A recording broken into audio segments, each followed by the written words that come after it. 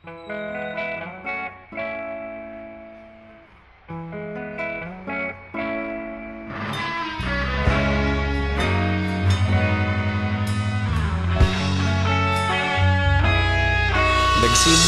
ang lahat sa eskwela, nagsama-samang 12 sa kalokohan at sa tuksuhan, hindi maawat sa isa't isa.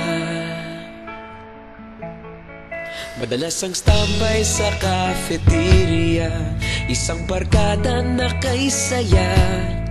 Laging may hawak-hawak na gitara, konting udyok lamang kakanta na. Kay simple lamang ng buhay nun, walang mabibigat na suliranin.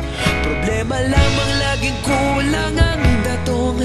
Sana napunta ang panahon? Sana nga ba? Sana nga ba? Sana napunta ang panahon?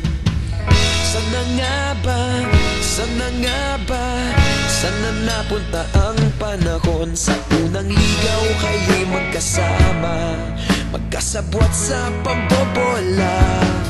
Walang sikreto kayong tinatago, okay sarap ng samahang barkada. Nagkawatakan na sa kolehiyo, kanya-kanya na ang lakaran. Kahit minsan na lang kung magkita, pagkakaibigay hindi nawala.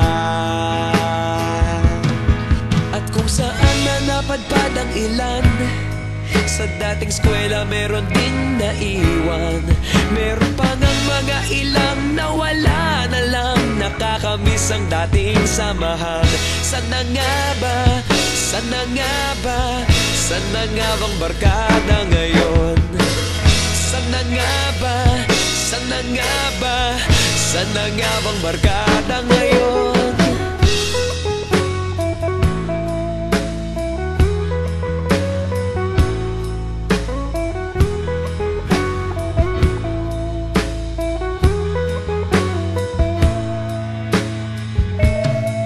Ilang taon din ang nakalipas, wala pa sa aming tatay na nagsusumikap upang yumaman at guminhawang kinabukasan. Paminsan-minsan kami nagkikita, mga naiwan at natira. At gaya nung araw namin sa eskwela, pag magkasama'y nagwawala. Napakahirap malimutan ang saya ng aming samahan. Kahit lumipas ng ilang taon, magkabarkada pa rin ngayon. Magkaibigan, magkaibigan, magkaibigan pa rin ngayon.